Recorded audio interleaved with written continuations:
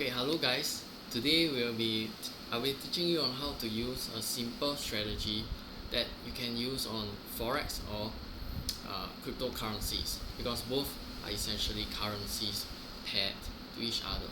Okay, so this one right is used on the 1 minute chart, and the charts that you'll be mostly using are 1 minute, 5 minute, and 15 minute. And the two main indicators that you need are the RSI and the MACD. Okay, so just these two, and combine it with your knowledge of price action, we'll be able to make multiple trades a day using this short scalping strategy. Okay, so there are a few rules of thumb. This strategy is not for beginners. Okay, I repeat, this is not for beginners. Okay, because this is done extremely fast in a 1 minute time frame. You have to be in and out within a few minutes, 5 to 7 minutes max. Okay, another thing is that you need to monitor the chart at all times as you are doing this strategy.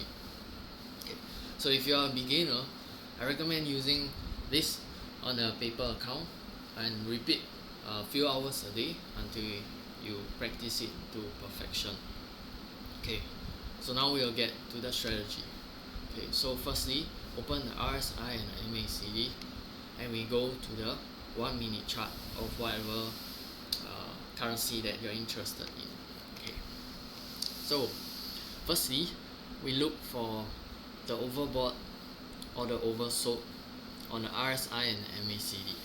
Okay, so the key to this is to firstly find the bearish divergence on either MACD or RSI. So for example, over here you can see that the the RSI is making a twin peaks over here, and they are not, is not a higher high. Okay, and over here is the same. It has tried to hit a high, went down for a bounce, tried again but failed, tried again for the last time, and it barely matched the top. Okay, so another thing is that both are oversold, so it's reasonable. Now we go to the price action chart, and we see that the price is struggling to go upwards after its long run from here. Okay, so there are a few wicks here showing weakness, and then over here is the first, second, and third touches. Okay, so once we have this close, when this candle close, we can actually go to the candle right here, and you see that the histogram for the MACD is losing momentum, almost crossing the baseline to the negative side.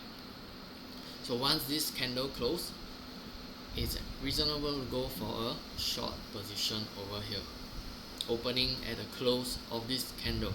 Okay, so for stop loss, we'll place it above the close of the candle, the previous candle, or the wick. Okay, and for take profits, you can really take it at the next support over here. So this forms a highly reasonable trade of reward to risk ratio of 2.29. Okay, you can even take profits closer here, which makes it 1.67. Okay, yeah, so there is just one example. So now we'll look for more of it. Okay,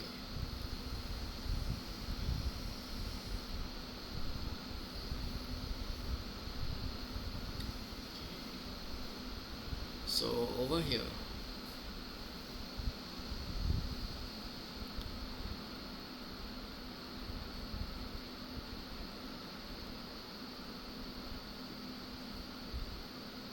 okay, over here you can see a bearish divergence. There is it's almost like a head and shoulders formation. You have a high and a higher high, but the next one is actually lower peak than the previous one, so it forms a bearish divergence like this. And same thing for the MACD, RSI. Okay, So this happens even though the price is remaining in a consolidation range. So this tells you that it is likely breaking downwards. Okay, and you see the histogram, the positive volumes are actually reducing in strength. So from here, upon the close of this candle to complete the bearish divergence, another indicator is that you see a crossover of the lines, okay, to the downside. So on the close of this candle, you can actually open another short position, okay, and then your stop loss, if you have higher risk appetite, you can place it above the previous resistance over here, or if you're going for extremely short trades, you can place it above the wick of the previous candle over here, okay. And then the target can actually be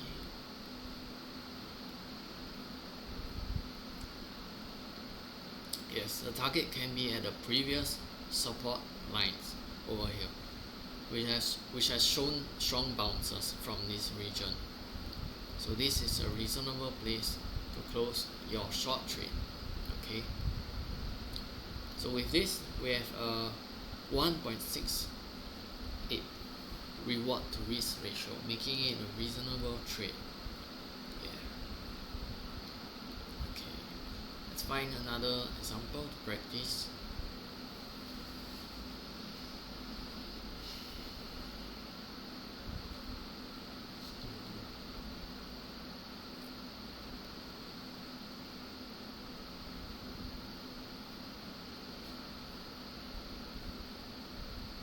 Okay, you see this one, right? The RSI and the MACD is showing two different things.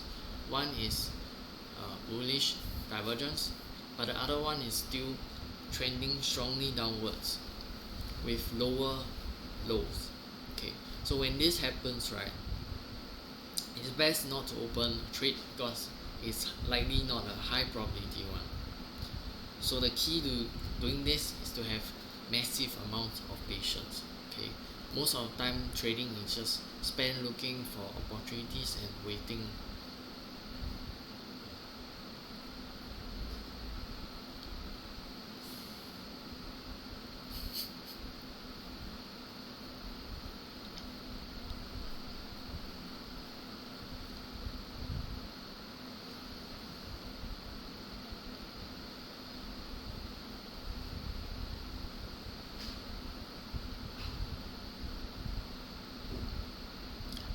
Okay, so over here we can see that right here on the RSI, this is a increase higher high, a higher low and a higher high. Okay, so same thing for the MACD, we have two bounces, okay, 1 2, and then followed by crossover, okay, and decreasing volumes of MACD histogram. Okay, so however you see on the price chart, actually when this happens is that the price didn't actually move.